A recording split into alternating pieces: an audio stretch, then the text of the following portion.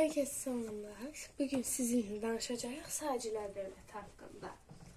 Deməli, biz bundan əvvəlki videomuzda Şirvanşahlar dövləti haqqında danışmışdıq. İndi 7-ci sinif Azərbaycan tarixi mövzu 7-də Azərbaycan vahid dövlət tərkibində 1-ci Sacilər haqqında, növbəti videoda isə Sacilər dövləti haqqında danışacağıq. Deməli, Sacilər sülaləsi Azərbaycanı vahid dövlətdə birləşdirir. Sacilər sülaləsinin mənsub olduğu türk tayfaları Ərəb ağalığı dövründə Mərkəzi Asiyadan Bizansa sərhəd bölgələrinə köçürülmüşdür. Kimi cümlə yazılır dərslimizdə. Bizansa sərhədi qoruyan bu tayfaların nümayəndələri xilafət ordusunu çox mühüm rol oynayırdı. Lövhədə isə şəkillərini çəkmişəm, qeyd etmişəm. 9-cu əsrin 70-ci illərin sonunda Sacilər sülaləsinin banisi Əbu Sac Divdad gəldi əsas hissələrə. Deməli, 9-cu əsrin 70-ci illərində nə banisi olmuşdu? Sacilər sülaləsinin banisi. Sacilər sülaləsinin banisi yadda saxlayaq. Əbu Sac Divdad Ərəb ağalığı dövründə Ərəb ordusunda misilsiz xidmət göstərdiyinə görə Cənubi Azərbaycan torpağı ona iqta kimi verilmişdir. Ümumiyyətlə, Sacilər dövlətinin hakimiyyəti illərinə baxsaq, 898-ci ildən 941-ci ilə qədər hakimiyyətdə olmuşdur Sacilər dövləti. Deməli, həmçinin onu qeyd etmək istəyirəm ki, Sacilər dövləti qədim türk nəsillərindən olmuşdu. Banisi türk sərkərdələrindən biri olan Əbu Sac Divdad idi ki, adını da çəkdik burada. Türk sərkərdələrindən biri idi, lakin Ərəb ordusunda misilsiz xidmət etdiyinə görə Cənubi Azərbaycan torpağı ona iqta kimi verilmişdi. Deməli, sülalənin nümayəndələri, Sacilər sülaləsinin nümayəndəsi. Ümumiyyətlə qeyd etdik ki, Əbu Sac Divdad Sacilər sülaləsinin nümayəndəsi idi. 9-cu əsrin 70-ci illərində. Sülalənin nümayəndələri Afşin ləqəbini daşıyırdılar. Çünki ümumiyyətlə biz Xürrəmlər hərəkatı haqqında danışanda qeyd etmişdik ki, Xürrəmlər hərəkatın yatırmaqda mühüm xidməti olan sərkərdələrdən biri də Afşin idi. Afşin də bu nəsildən idi, Sacilər nəslindən. Qeyd etdik ki, xəlifə mütəvəkkilin Əbu Sac Divdada görə gözəl Ərəb ordusuna misilsiz xidmətinə görə verilmişdi. Azərbaycan torpağını iqta kimi kim vermişdi? Xəlifə mütəvəkkil 9-cu əsrin 70-ci illərində. Deməli, 9-cu əsrin sonunda Əbu Sacın varisləri Cənubi Azərbaycanı müstəqil idarə etməyə başladılar. Əbu Sacın oğlu Məhəmməd, burada iki oğlu haqqında danışacaq. Əbu Sacın oğlu Məhəmməd öz adına pul kəsdirilmişdir. Sonra qardaşı Yusif isə xilafət xəzinəsinə xərac göndərməyi dayandırmışdır. Qardaşı Yusif, deməli, xilafət xəzinəsinə xərac göndərməyi dayandırmışdır. Məhəmməd isə öz adına pul kəsdirmişdir. Yusifin bu mövqeyi xilafətlə Sacilər arasında müharibəyə səbəb olmuşdur. Xilafətlə Sacilər arasındakı müharibə.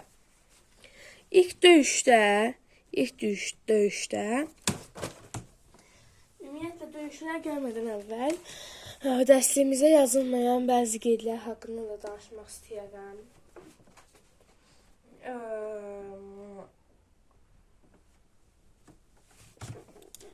Elə qeyd etdiyimiz kimi burada yazılan məlumatlar da elə onun kimidir. Deməli, dedik ki, Yusifin bu mövqeyi xilafətlə Sacilər dövləti arasında müharibəyə səbəb oldu. Sacilər dövləti arasında həmin bu müharibədə ilk döyüşdə Yusif 7 minlik qoşunla xilafətin 20 minlik qoşununu məğlubiyyətə uğratdı. Bu Yusif'indi. Məhəmməd dedi ki, öz adına pul kəstirmişdi 898-900-cü illərdə. 898-900-cü illərdə Məhəmməd İbn Əbu Sac kimi gedir adı. Məhəmməd İbn Əbu Sacın hakimiyyəti dövründə Əbu Sac riddatdan sonra hakimiyyəti ilk öncə Məhəmməd İbn Əbu Sac gəlmişdi. 898-900-cü illərində adına pul kəstirmişdi. Bir sıra şəhərləri Marağa, Dəbil tutaraq, Marağa ilə Dəbili. Marağa və bu. Marağa ilə Dəbili tutaraq Gürcüstana uğurlu yürüşlər aparmışdı. Dedi ki, bu tədbirlərə görə Sacilər dövlətinin yaranması Məhəmməd İbn Əbu Sacın adı ilə bağlıdır. Sacilər dövləti ilk etnik feodal dövləti idi. İlk feodal dövləti qeyd etmişdik ki, Şirvanşahlar dövləti idi. İlk etnik feodal dövləti isə Sacilər dövləti idi. Paytaxtı, deməli, Sacilər dövlətinin paytaxtı birinci Marağa şəhəri olmuşdu. Sonradan isə Ərəbil şəhəri olmuşdu. Sacilər dövlətinin paytaxtı birinci Marağa, sonra isə Ərəbil şəhəri olmuşdu. Buna görə qardaşı Yusif İbn Əbu Sacın dövründə nə baş vermişdi? Qeyd etdik ki, Yusif İbn Əbu Sacın dövründə hakimiyyət illərində Sacilər müstəqil siyasət yeridirdilər, daha da qüvvətlənirdilər. Və biz dərslikdə qeyd etdik ki, Yusif İbn Əbu Sac xilafətin xəzinəsindən xərac göndərməyə dayandırdı. Dərslimizdə qeyd edilməsə də onu qeyd edim ki, 912-ci ildə xilafətin xəzinəsindən xərac göndərməyi dayandırmışdı. 912-ci ildə. Bəzi mühüm məlumatlar qeyd edə bilərsiniz. Sacilər dövləti sonra xilafətin asılılığından çıxmışdı. Yusifin dediyi bu mövqeyi nə oldu? Xilafətlə Sacilər dövləti arasında müharibəyə səbəb oldu.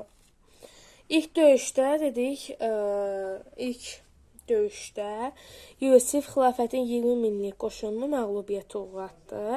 Sonra 917-ci ildə xilafə ona qarşı yenidən ordu göndərdi.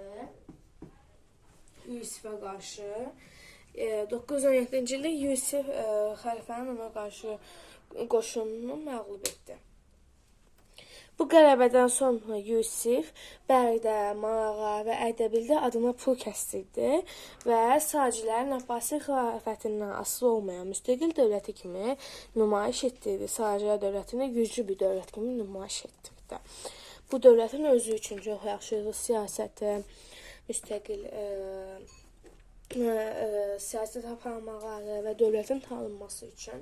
Sonuncu döyüşdə, ən sonuncu döyüşdə Ərəb sərkərdəsi Yusifin ordusuna qalib gəldi. Dedi ki, başa düşdü ki, ona daha güclü bir ordu göndərmək lazımdır və növbəti sonuncu döyüşdə Ərəb sərkərdəsi Yusifin ordusuna qalib gəldi. Yusifi 3 il əsir götürdü, 3 illik əsir götürdü. Yəni 919-cu ildə Yusifi əsir götürdü.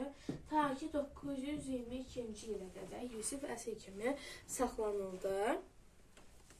Lakin Azərbaycanda əhalinin qeyd etdiyi ki, ciddi müqaviməti ilə Yusifin sərbəst buraxdılar. Gördülər ki, Azərbaycan əhalisi ciddi müqavimət göstərirdi ərəblərə qarşı və bununla da Yusifi sərbəst buraxdı. Təkcə onu sərbəst buraxmaqla da qalmayıb, Sacilər dövlətinin başçılıq etməsinə icazə verdi. Bunları bildik. Və sonra qeyd etdik ki, Yusif İbn Əbu Sac müstəqilliyini möhkəmləndirdi. Ani, Dəbil, Tiflis, dərslimizdə qeyd edilməsə də Kaxatiyanı ələ keçirdi.